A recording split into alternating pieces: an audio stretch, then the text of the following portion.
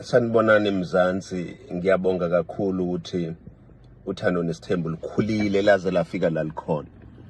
Le video le angivamile ukwenza amavideo kodwa ngithi angiyenze ngoba ngiyabona ukuthi hayi into engibhekene nayo inkulu. Kodwa ngesikhathi siqala uthando nesithemba sishonga ukuthi konke kuzoba kuhle noma kuzoba kubi. Sathi naku thina sizoninikeza isithembu bese niya decide nina ukuthi niyasifuna isithembu noma nisifuni. But into eyenza ngenze le video ukukhuluma ngoMakhumalo.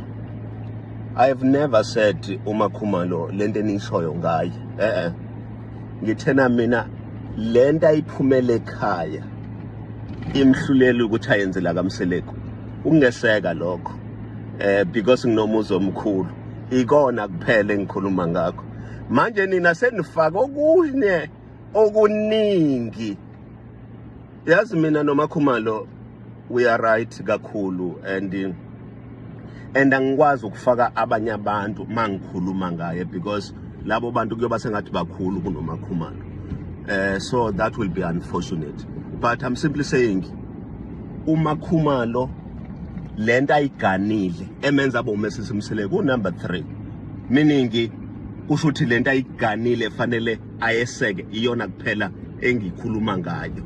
Angikhulumi ngokunye lokhu nina enikhuluma ngakho and uyangitshela mina ukuthi anikho esithembweni because ukube benisisithembweni benizo understand ukuthi uMseleko ukukhuluma ngesithembu.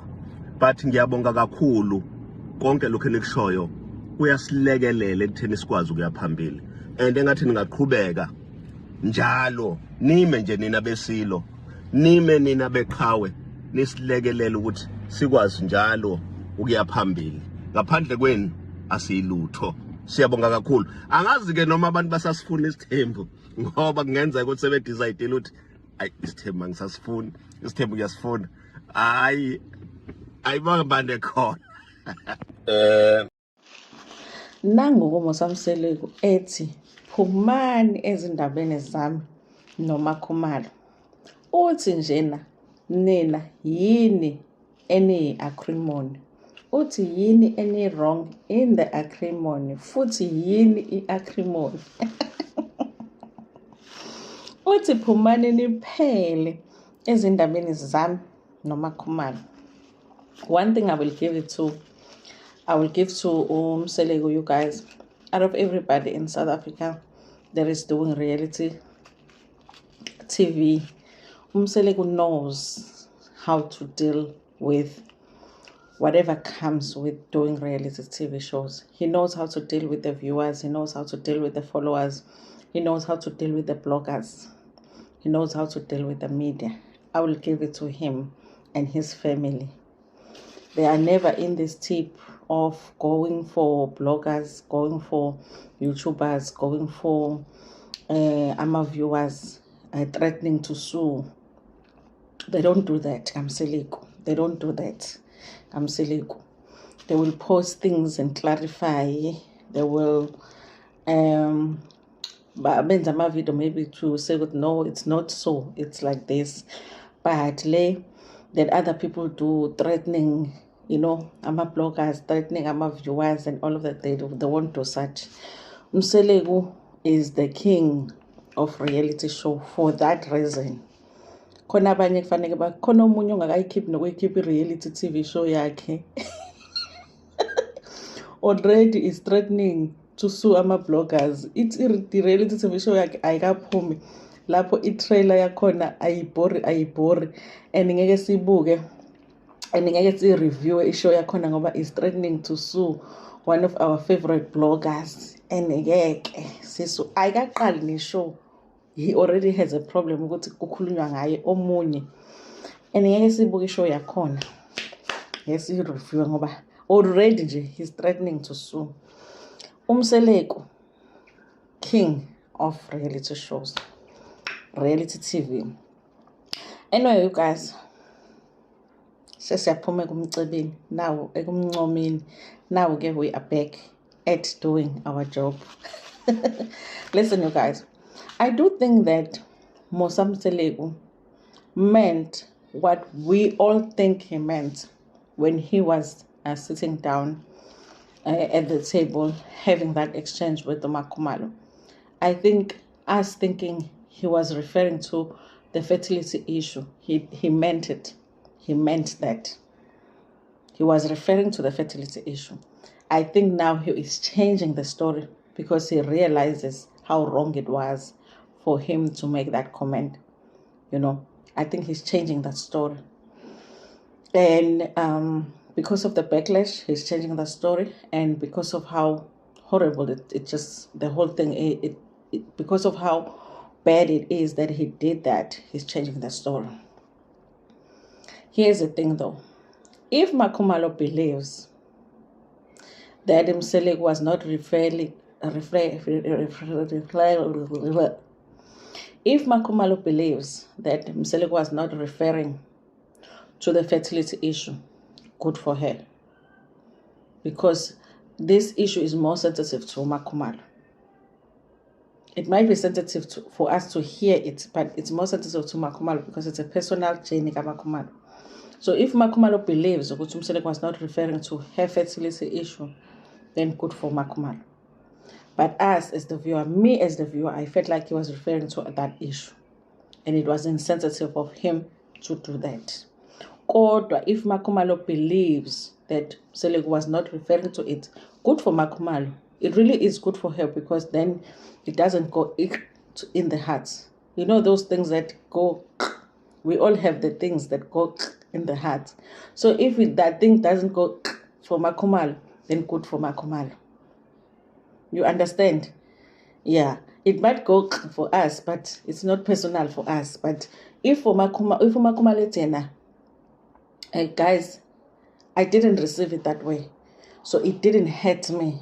Then, it's good, because Mseleku uthi, he was talking about the support. He was like, you came here, Mseleku, to support me. I'm like, join a support group or something.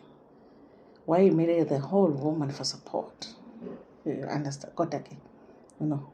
If Makumalo, she is okay with that explanation, guys, then beso bantina.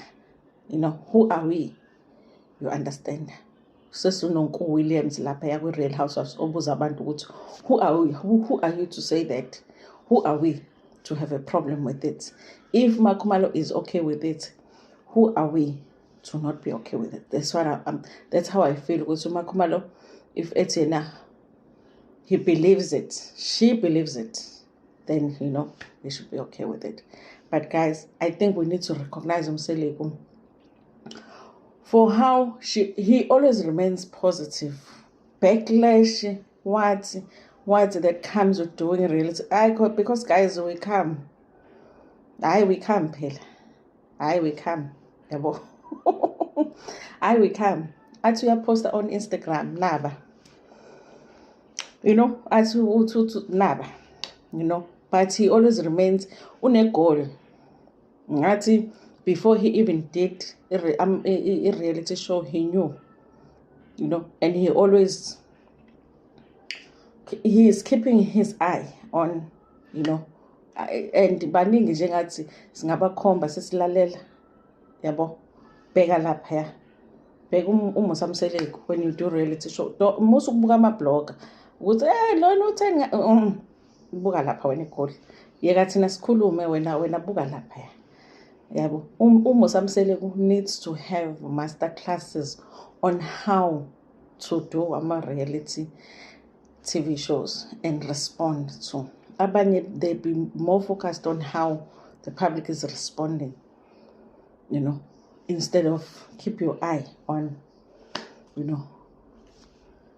Mseleku noma silalela uyasilalela ahambe enze episode. Abuka ama-video ahambe enze episode. Abuke ilokuzana ahambe enze episode. Afunda ama-comments ahambe enze episode ngama-comment. Keep your eye on the ball. Ubuke iball kambe. Uthi keep your eye on the what? Guys, keep your eye on the what? Yona leyo. Keep your eye on the yes. Anyway, guys, thank you so much. Nginethanda kakhulu. Lento enishoyo ngayo ngithena mina lento ayiphumele ekhaya imhlulela ukuthi ayenze la kaMseleko ungeseka lokho because nginomuzo omkhulu ikona kuphela engikhuluma ngakho manje nina senifaka okunye okuningi yazi mina noMakhumalo we are right kakhulu and angikwazi ukufaka abanye abantu mangikhuluma ngaye because labo bantu kuyoba sengathi bakhulu kunoMakhumalo so that will be unfortunate but I'm simply saying uMakhumalo lento ayiganile emenza aboMesisi Mseleko number 3 meaning kusho ukuthi lento ayiganile fanele ayeseke iyona kuphela engikhuluma ngayo angikhulumi ngokunye lokhu nina enikhuluma ngakho and uyangitshela mina ukuthi anikho esithembweni because ukube benisisithembweni benizo understand ukuthi uMseleko ukukhuluma ngesithembu but ngiyabonga kakhulu konke lokho enikushoyo kuyasilekelela ekutheni sikwazi ukuya phambili and engathi ningaqhubeka njalo nime nje nina besilo nime nina beqhawe nisilekelela ukuthi sikwazi njalo ukuya phambili ngaphandle kwenu asiyilutho siyabonga kakhulu angazi ke noma abantu basasifuna isithembu ngoba kungenza ukuthi sebe decide ukuthi ayi isithembu ngisasifuna isithembu kuyasifuna hayi ayibanga bande khona